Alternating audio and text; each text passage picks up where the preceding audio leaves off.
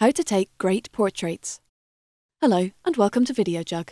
Capturing a portrait of someone is one of the hardest things to get right, and is therefore the reason why professional photographers are in such demand to shoot good portraits. The trick is to remember that it's as much about recording the subject's personality as it is about simply photographing their face. Here's how to do it well. Step 1. Setting up the shot. There are a couple of simple ways to make your portrait look great. First, try and get your subject in focus and the background out of focus.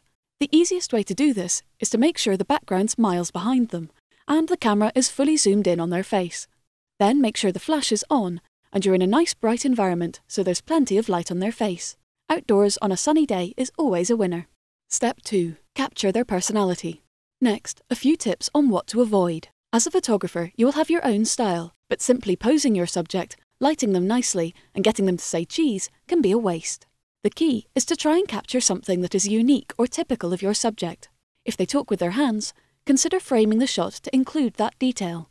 If they walk or stand in an interesting way, don't shy away from a full-length composition. This isn't a passport photo after all. If you're photographing friends and family, you'll already have a pretty good idea of their personalities, their distinctive facial expressions and gestures, and will therefore know what to try and shoot. With subjects that you're meeting and photographing for the first time, spend some time talking to them and pay attention to how they talk and move. Step 3. Observe them in the wild. Regardless of how well you know your subject, getting them to try and recreate an interesting pose or expression with a camera pointing at them will be difficult, and the resulting image will most likely look forced. Why not let your subject talk and get on with their natural activities, while you photograph them as discreetly as possible?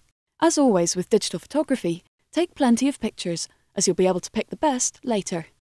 Step 4. Allow them to pick their portrait. Bear in mind that people rarely like photographs that are taken of them, so consider sitting down with your subject after the shoot and showing them a selection of your favourite shots. If you let them pick the one they like, the chances are you'll end up with a portrait that you're both happy with. Done.